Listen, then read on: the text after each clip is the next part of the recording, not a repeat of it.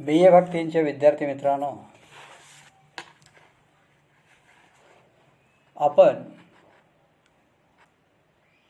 Semester 5साठी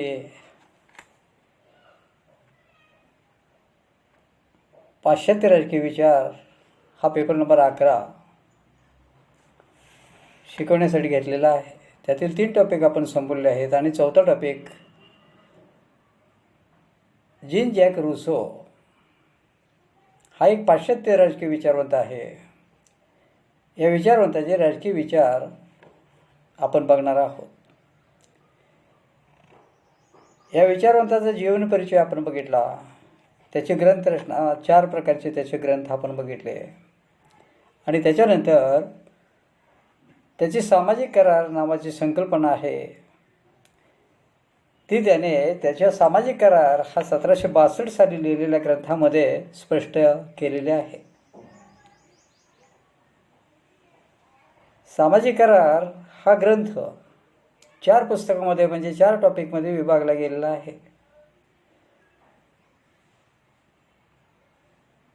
सामाजिक करार कसा निर्माण होतो, लोक सामाजिक करार कसे निर्माण करतात, या संदर्भात रूसोने काही मुद्द्यांचा उहापोह केलेला आहे. त्यापैकी आपण पाठीमागच्या पिरियडला रूसोचे मनुष्य स्वभाव संबंधीचे विचार बघितलेले होते. मनुष्याचा स्वभाव निर्माण होण्यासाठी 2 सहज प्रवृत्ती महत्त्वाच्या असतात. एक त्याची आत्मरक्षणाची प्रवृत्ती आणि दुसरी सहानुभूतीची प्रवृत्ती किंवा संघ प्रवृत्ती. या 2 प्रवृत्तीमुळे मनुष्याचा स्वभाव चांगली कृती करण्यासाठी उपयुक्त होतो.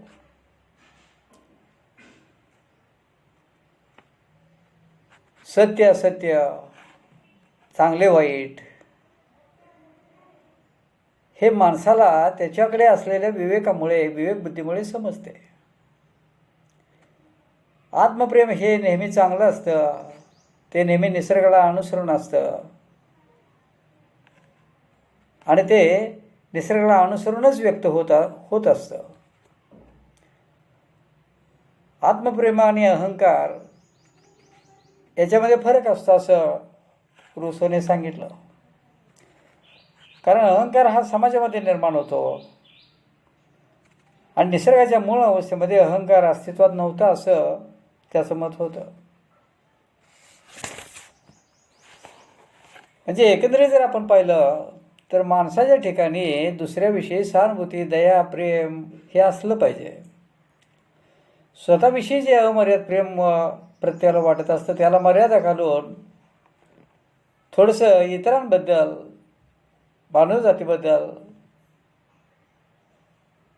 मानवजातीचं रक्षण करण्यासाठी किंवा त्याला सुख निर्माण करून देण्यासाठी माणसानं प्रयत्न करणं गरजेचं आहे. म्हणजेच त्याला सहानुभूती असं म्हटलेलं आहे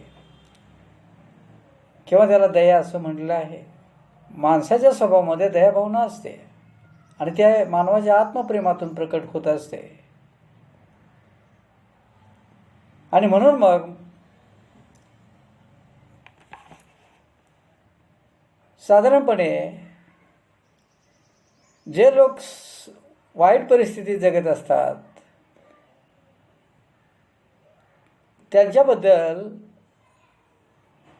माणसाने थोडी दयाभावनेची मदत केली पाहिजे. म्हणजे सहकार्याची वृत्ती केली पाहिजे, सहकार्य केलं पाहिजे आणि सगळ्यांनी चांगल्या पद्धतीने जीवन जगलं पाहिजे असं साधारणपणे रूसोला वाटत होतं. आणि म्हणून मग माणसाकडे जर समजा चांगले गुण असेल, आत्मप्रेम असेल, चांगलं वळण असेल माणसाला, तर माणसाचा नैतिक विकास होऊ शकतो. इतरांच्या हिताचा विचार केला पाहिजे, तशी कृती केली पाहिजे, नैतिकतेचा विकास केला पाहिजे, नैतिक दुर्गुण नसले पाहिजेत. म्हणजेच माणसाकडे चांगले विचार पाहिजे, चांगलं प्रेम पाहिजे, चांगल्या भावना पाहिजेत, सहानुभूती पाहिजे, दुसऱ्यांबद्दल दयाभाव पाहिजे, आदरभाव पाहिजे. असा मनुष्य स्वभाव हा असला पाहिजे आणि तो निसर्गामध्ये असतो असं रुसोला वाटलं. म्हणून रुसोने माणूस ज्यावेळी निसर्गामध्ये राहत होता त्यावेळी माणसाकडे अशा पद्धतीचा स्वभाव हा होता. आणि त्याच्यानंतर मग त्याने निसर्गावस्थेचं वर्णन केलं. आणि निसर्गावस्थेमध्ये माणूस हा उमद्या स्वभावाचा पशु होता. तो एकाकी, स्वतंत्र, संतुष्ट होता. त्याला कोणत्याही प्रकारची काळजी नव्हती. मानवी जीवन स्वर्गतुल्य आणि सुखी होतं. त्याला संघर्ष, द्वेष, असूया असे जे काही दुर्गुण असतात ते दुर्गुण माहीत नव्हते. त्याच्या जीवनामध्ये ते नव्हते. माणसाला कोणतीही भाषा अवगत नव्हती. संपत्ती, संस्कृती, धर्म, बंधने इत्यादींचा पूर्णपणे अभाव होता. विज्ञान आणि कला यांचा विकास झाला नव्हता. त्यामुळे वस्तूची अभिलाषा किंवा भविष्याची चिंता याविषयी माणसाला आकर्षण नव्हतं. निसर्गावस्थेत माणूस अत्यंत सुखी होता. तो स्वतंत्र, निर्भय, स्वयंपूर्ण जीवन जगत होता. इतरांच्या मदतीची त्याला गरजच नव्हती. निसर्गावस्थेत मानवाच्या गरजा आणि त्याची पूर्तता करण्यासाठी लागणारी कुवत व सामर्थ्य यांच्यात एक प्रकारचा समतोल साधलेला होता. रुसोच्या मते निसर्गावस्थेतील मानवाचे हे सुख फार काळ टिकले नाही. जे स्वर्गतुल्य जीवन होतं, जे सुखी जीवन होतं ते दीर्घकाळ टिकलं नाही. लोकसंख्येत जशी जशी वाढ होऊ लागली तशी तशी मानवाची बुद्धी समूवृत्तीकडे झुकू लागली. त्याला अन्न, वस्त्र आणि निवारा यांची गरज भासू लागली. त्यामुळे मानवाच्या सामूहिक जीवनाला सुरुवात झाली. आपल्या संरक्षणासाठी, सोयीतासाठी मालमत्ता संग्रहित करण्याचा मोह व्यक्तीच्या मनामध्ये शिरला, निर्माण झाला. यातूनच व्यक्तिगत संपत्ती निर्माण झाली. ज्या मनुष्याने सर्वात प्रथम आपल्या सभोवतालच्या जमिनीच्या तुकड्याला माझी जमीन असे समजून शेजारच्या लोकांनाही आपली मालकी बजावून ठेवली, त्या मनुष्याने समाजव्यवस्थेचा पाया घातला असे म्हणता येईल. परंतु त्याचबरोबर नैसर्गिक साधनसामग्रीवरील सर्वांचा समान हक्क नष्ट झाला आणि तुझे माझे ही भावना निर्माण झाली. मनुष्याला स्वार्थामुळे संघर्ष, गुन्हे करण्याची सवय लागली. मनुष्याच्या स्वभावात भीती, वैर, जुलूम, हिंसा ह्या बळवल्या. संपत्तीचा संग्रह आणि त्यातून संपत्तीची विषम वाटणी होऊ लागली. विषमतेतून संघर्ष सुरू झाले होते आणि निसर्गावस्थेमध्ये जे स्वर्गीय सुखी जीवन होते ते नष्ट झाले. सहकार्याची, शांततेची जागा संघर्षानं घेतली. मनुष्याला जीविताची आणि वित्ताची खात्री वाटेनाशी झाली. आपली संपत्ती, चीज वस्तू दुसरी व्यक्ती हिरावून अथवा फसवून नेते की काय याविषयी मनुष्याला चिंता लागून राहिली. तेव्हा पूर्वीच्या निसर्गावस्थेतील सुख पुन्हा प्राप्त करून घेण्यासाठी प्रत्येक मनुष्य विचार करू लागला. व्यक्तीचे स्वातंत्र्य व मालमत्ता यांचे संरक्षण करण्यासाठी नवी समाजव्यवस्था उभी करण्याची गरज भासू लागली. आणि या विचारातूनच मानव सामाजिक करार करण्यास प्रवृत्त झाला असे रुसोचे मत आहे. निसर्गावस्थेतील स्वातंत्र्य, सुख प्राप्त करण्यासाठी लोकांनी सामाजिक करार करून समाज व्यवस्था निर्माण केली.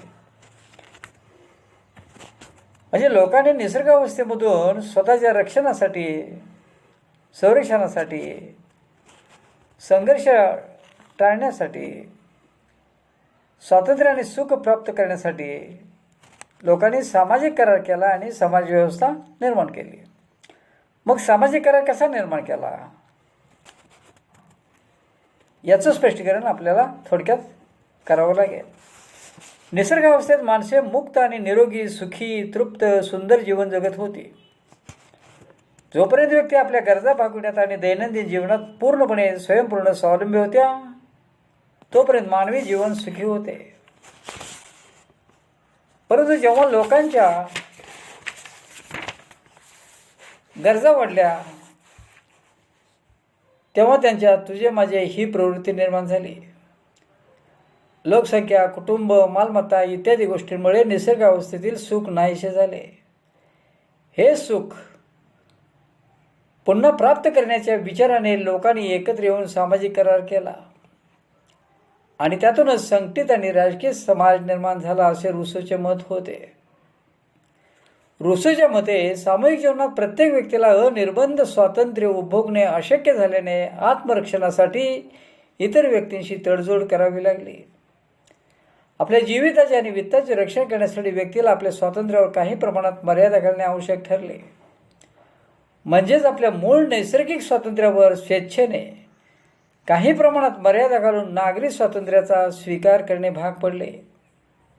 त्यासाठी व्यक्तीने एकत्र येऊन करार केला. ज्या समाजात व्यक्तींचे स्वातंत्र्य व मालमत्ता यांचे संरक्षण व समर्थन केले जाईल आणि ज्यात प्रत्येक व्यक्ती इतर व्यक्तींशी सहकार्य करून स्वतःचे स्वातंत्र्य सुरक्षित राखून स्वतः निष्ठेने आज्ञाधारक राहील असा समाज उभा करण्यासाठी सर्व व्यक्तींनी एकत्र येऊन सामाजिक करार केला. रुसोच्या मते सामाजिक कराराचे स्वरूप पुढील प्रमाणे होते. आपल्यापैकी प्रत्येकजण समाजामध्ये स्वतःची व स्वतःच्या शक्तीची भर घालतो. ही शक्ती प्रत्येकाने सामूहिक इच्छेच्या सार्वभौम नियंत्रणानुसार वापरायची असते आणि राजकीय समाजामध्ये आपण प्रत्येक व्यक्तीला संपूर्ण समाजाचा अविभाज्य घटक म्हणून सामील करून घेतो. रुसोच्या मते समाजाच्या सर्व घटकांनी म्हणजे व्यक्तींनी एकत्र येऊन समान रीतीने आपले हक्क संपूर्णपणे समाजाच्या स्वाधीन केले म्हणजे त्या सर्वात ऐक्य टिकून राहील आणि राजकीय समाज निर्माण होईल. एकत्र राहण्याची पद्धती अस्तित्वात आल्याबरोबरच एक नवीन नैतिक आणि सामुदायिक संस्था निर्माण होते. त्या समाजातील सर्व व्यक्ती त्या संस्थेच्या घटक बनतात, सभासद बनतात. त्यांना स्वतःची अशी इच्छाशक्ती प्राप्त होते. व्यक्तींच्या एकत्र येण्यामुळे ही जी सार्वजनिक संघटना तयार होते तिला पूर्वीच्या काळात नगरराज्य म्हणत असत.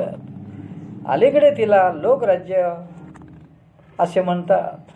अशा राजकीय समाजात जी व्यक्ती समाविष्ट होत असते तिला नागरिक असे संबोधले जाऊन तिला सार्वभौम सत्तेत भाग घेण्याची संधी दिली जाते. तसेच अशा राजकीय समाजाचे म्हणजे राज्याचे कायदे पाळण्याचे बंधन व्यक्तीवर असते. त्यामुळे त्यांना प्रजाजन असे म्हटले जाते. अशा पद्धतीनं सर्व लोक एकत्र येऊन समाजाची निर्मिती करतात आणि मग तो समाज कराराच्या रूपाने निर्माण झालेला असल्यामुळं सर्वांचं संरक्षण करू शकतो, सर्वांना सुख आणि समृद्धी देऊ शकतो, सगळ्यांच्या वित्ताचं जीविताचं रक्षण करू शकतो.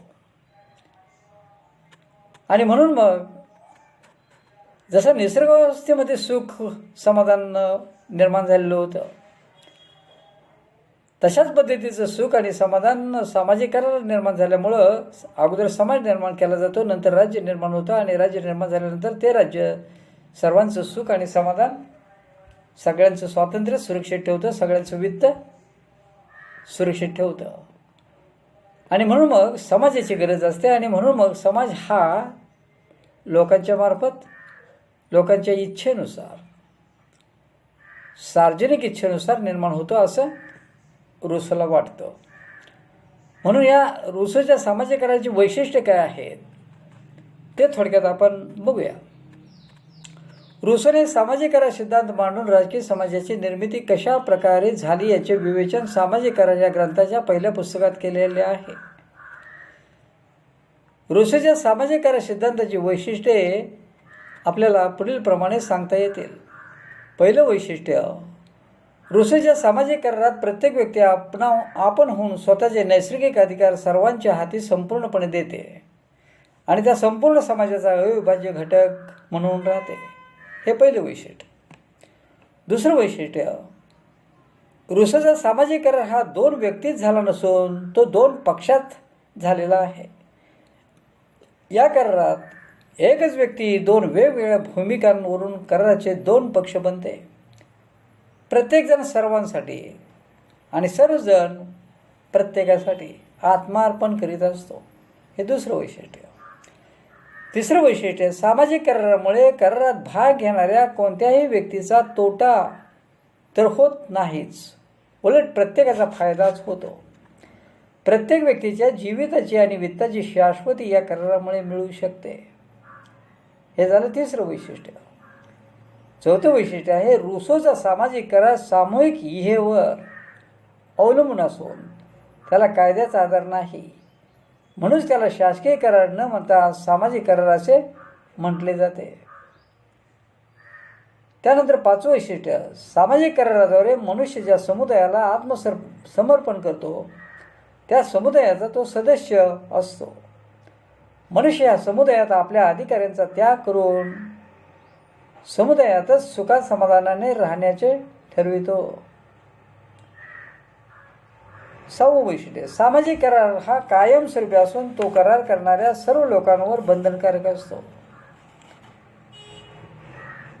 सातवं वैशिष्ट्य, मानवी जीवनात शांतता, सुख, समाधान प्राप्त होण्याच्या उद्देशाने रुसोने सामाजिक कराराचा पुरस्कार केलेला आहे.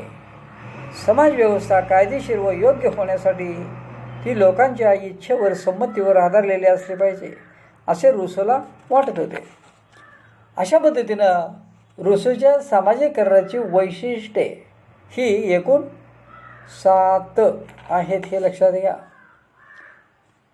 पहिलं, सामाजिक करारात प्रत्येक व्यक्ती आपणहून स्वतःचे नैसर्गिक अधिकार सर्वांच्या हाती संपूर्णपणे देते.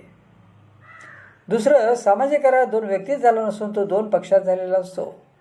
तिसरं, सामाजिक करारामुळे करारात भाग घेणाऱ्या कोणत्याही व्यक्तीचा तोटा होत नाही, प्रत्येकाचा फायदा होतो. प्रत्येकाच्या जीविताच्या निमित्ताची शाश्वती मिळते.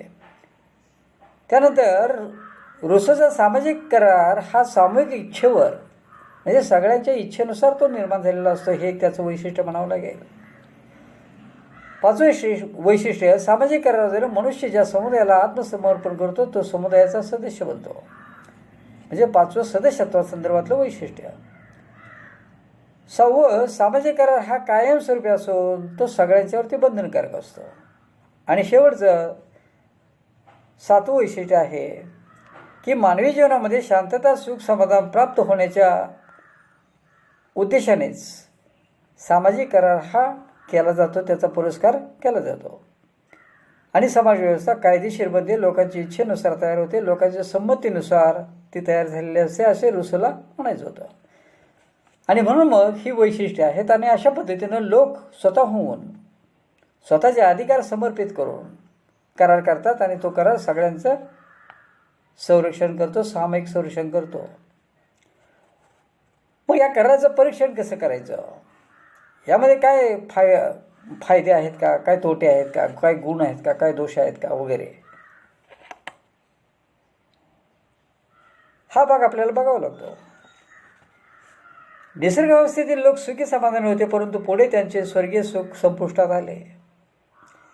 तुझे माझी अशी वृत्ती बळावली आणि त्यातून मानवी जीविताला वित्ताला धोका पोचला. लोकांनी सत्सद विवेक बुद्धीने पुन्हा सुखी जीवन निर्माण करण्यासाठी एकत्र येऊन करार केला. त्यातून राजकीय समाज प्रस्थापित झाला. असे राजकीय समाज निर्मितीचे सहज-सुलभ विवेचन करून रुसोने आपले राजकीय तत्त्वज्ञान जगापुढे ठेवले. परंतु रुसोच्या या सामाजिक कराराच्या सिद्धांतावर विविध विचारवंतांनी टीका करून त्यांचे विचार कसे विसंगत व अपूर्ण व अवास्तववादी आहेत हे पटवून दिलेले आहे. एक, रुसोने वर्णन केलेली निसर्गावस्था आणि सामाजिक करार या 2 गोष्टी काल्पनिक वाटतात.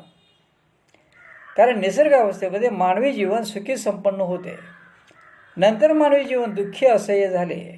लोकांनी एकत्र येऊन करार केला वगैरे गोष्टींची नोंद किंवा ऐतिहासिक पुरावा कुठेही मिळत नाही, अशी टीका केली जाते. दुसरी टीका आहे, रुसोने मनुष्य स्वभावाचे केलेले वर्णन योग्य वाटत नाही. हॉब्जने मनुष्याचा स्वभाव दुष्ट व स्वार्थी बनवला, तर रुसोने मानवी स्वभाव गुणी, दयाळू, प्रेमळ बनवला. वास्तविक मनुष्य हा केवळ स्वार्थी नाही आणि केवळ गुणीही नाही. मनुष्य स्वभाव गुण आणि दुर्गुण यांचं दोहोंचं मिश्रण असतं. तसेच हॉब्ज, लॉक आणि रुसो या तिघात निसर्ग अवस्थेचे केलेले वर्णन ही भिन्न स्वरूपाचे आणि वैचित्र्यपूर्ण वाटते. ही दुसरी टीका. तिसरी टीका, रुसोच्या विचारामध्ये सुसंगती नाही. सामाजिक कराराला तो एकदा ऐतिहासिक घटना आहे असे म्हणतो, तर दुसरीकडे कायम चालणारी प्रक्रिया आहे असे म्हणतानाही दिसतो, म्हणून सुसंगती नाही. 4. रुसोने सांगितलेल्या सामाजिक कराराची पार्श्वभूमी काल्पनिक स्वरूपाची वाढते, कारण निसर्गावस्थेमध्ये मानवी जीवन स्वर्गीय सुखी होते. मनुष्य एकाकी अडाणी होता. संस्कृती, शिक्षण, विज्ञान यांचा अभाव होता. भाषा, कपडे आणि इतर सुखसोयी नव्हत्या. अशा एकाकी माणसाला स्वर्गीय सुख कसे काय मिळत होते, हे एक न सुटणारे कोडे वाटते. आणि अशा सुखी जीवनाचे दुःखी जीवनात परिवर्तन झाल्याने मनुष्य सामाजिक करार करण्यास कसा उद्युक्त झाला. एकदम त्याच्या सद्सद्विवेक बुद्धीला करार करण्याची जाणीव कशी झाली. म्हणून हे विचार थोडेसे काल्पनिक वाटतात. 5. मोर्लेच्या मते रुसोचे राजकीय विचार विसंगत आणि अयोग्य पद्धतीने मांडलेले आहेत. मालमत्तेसंबंधीचे रुसोचे विचार पूर्णपणे तर्कविसंगत वाटतात. प्रोफेसर बार्करच्या मते रुसोने सामाजिक कराराद्वारे सर्वाधिकारशाहीचे प्रत्यक्षपणे समर्थन केलेले आहे. सामाजिक करारामुळे सर्व लोक आपले अधिकार सामूहिक सत्तेला देतात, परंतु त्या सर्वोच्च सत्तेवर कोणत्याही प्रकारचे बंधन घालू शकत नाहीत. वाघानच्या मते रुसोची राजकीय विचारसरणी तर्क सुसंगत नाही. एके ठिकाणी तो व्यक्ती स्वातंत्र्याचे समर्थन करतो, तर दुसऱ्या ठिकाणी प्रजासत्ताक पद्धतीचे समर्थन करून व्यक्तीला गौण ठरवितो. 8वी टीका बेंथॅमच्या मते बेंथॅम हा एक विचारवंत आहे. राज्य सामाजिक करारामधून निर्माण झाले नाही. राज्याचा उदय उपयुक्ततावादातून आणि उत्क्रांतीवादातून झाला आहे. रुसोने म्हटल्याप्रमाणे राज्य कराराद्वारे किंवा कृत्रिमतेतून निर्माण झालेले नाही. शेवटची टीका कोणताही करार कायद्यावर आधारलेला असतो. रुसोचा सामाजिक करार कायद्याच्या आधाराशिवाय निर्माण झालेला नाही. अशा प्रकारे रुसोच्या सामाजिक करारावर टीका होत असली तरीही या कराराद्वारे काही चांगल्या गोष्टी समाजापुढे ठेवण्याचे कार्य रुसोने केलेले आहे. रुसोने मांडलेल्या सामाजिक कराराला ऐतिहासिक आधार नसला तरीही लोकांना हक्क, कर्तव्य, स्वातंत्र्य यांची जाणीव करून देण्याचे कार्य या कराराने केलेले आहे. राज्यसत्ता लोकांच्या संमतीवर, पाठिंब्यावर चालते. राज्याचे कर्तव्य म्हणजे प्रजेचे कल्याण होय. राज्य ईश्वरदत्त नसून ते लोकांनी निर्माण केले आहे. व्यक्तीची इच्छा सामूहिक इच्छेतच समाविष्ट झालेली असते. इत्यादी लोकशाहीला पूरक आणि पोषक असे विचार मांडण्याचे महत्त्वपूर्ण कार्य रुसोने केलेले आहे असे आपल्याला शेवटी म्हणता येते. आणि म्हणून मग रुसोने अशा पद्धतीनं राज्य आणि समाज सामाजिक कराराद्वारे निर्माण लोक करीत असतात असा एक सिद्धांत मांडलेला आहे. त्याला सामाजिक कराराचा सिद्धांत असं म्हटलं जातं. तर अशा पद्धतीनं सामाजिक करार कसा निर्माण होतो याबाबत सर्वप्रथम रुसोने मनुष्य स्वभावासंबंधीचा विचार सांगितला, चांगले वाईट गुण सांगितले. त्याच्यानंतर माणूस निसर्गावस्थेमध्ये कसं राहत होता याचं वर्णन केलं. त्याच्यानंतर मग सामाजिक करार कसा होतो, लोक सामाजिक करार कसे करतात त्या संदर्भातलं स्पष्टीकरण रुसोने केलं. आणि त्याच्यानंतर मग सामाजिक कराराची वैशिष्ट्ये, एक 7 वैशिष्ट्ये सांगण्याचा प्रयत्न केलेला आहे. आणि त्याच्यानंतर मग सामाजिक कराराचं परीक्षण म्हणजे टीकात्मक, म्हणजे तो काल्पनिक आहे, त्याचे विचार काल्पनिक वाटतात. माणसाच्या स्वभावासंदर्भातले वर्णनसुद्धा काल्पनिकच वाटतं. विचारामध्ये सुसंगतपणा नाही. कराराची कल्पनासुद्धा काल्पनिकच वाटते. मालमत्तेचे विचार पूर्णपणे तर्कविसंगत वाटतात. त्याचबरोबर सर्वाधिकारशाहीचं समर्थन केलं असं बार्करला वाटतं. वाघांना रुसोची राजकीय विचारसरणी तर्क सुसंगत नाही. तो व्यक्तिस्वातंत्र्याचे एका ठिकाणी समर्थन करतो आणि प्रजासत्ताक पद्धतीचंही समर्थन करतो आणि व्यक्तीला नंतर गौण ठरवतो. अशी टीका वाघांनी केली. आणि बेंथॅमने राज्य काही सामाजिक करारामधून निर्माण झालं नाही, तर ते उपयुक्ततावादातून आणि उत्क्रांतीवादातून निर्माण झालं असं बेंथॅम याने म्हटलेलं आहे. आणि म्हणून मग कोणताही करार कायद्यावर आधारलेला असतो. तो कायद्याच्या आधाराशिवाय कसा निर्माण होऊ शकतो अशी टीका केली जाते. आणि मग अशी टीका जरी होत असली तरीसुद्धा फार वर्षापूर्वी प्राचीन काळी लोकांनी स्वतःच्या रक्षणासाठी, आत्मरक्षणासाठी, वित्तरक्षणासाठी किंवा सर्वांच्याच कल्याणासाठी, सुखासाठी, समाधानासाठी राज्य सगळ्यांनी मिळून निर्माण केलं असावं असं विचार मांडणारा तो रुसो हा एक मध्ययुगीन विचारवंत सर्वश्रेष्ठ आहे. आणि त्याने मांडलेले विचार महत्त्वाचे आहेत असं काही विचारवंतांना वाटतं. अशा पद्धतीनं हा जो काही सिद्धांत होता तो सिद्धांत या ठिकाणी संपला. आणि पुढच्या प्रेरला मग आपण रुसोचे सामाजिक हे संदर्भातले जे काही विचार आहेत ते विचार आपण बघूया. या ठिकाणी आपण थांबूया.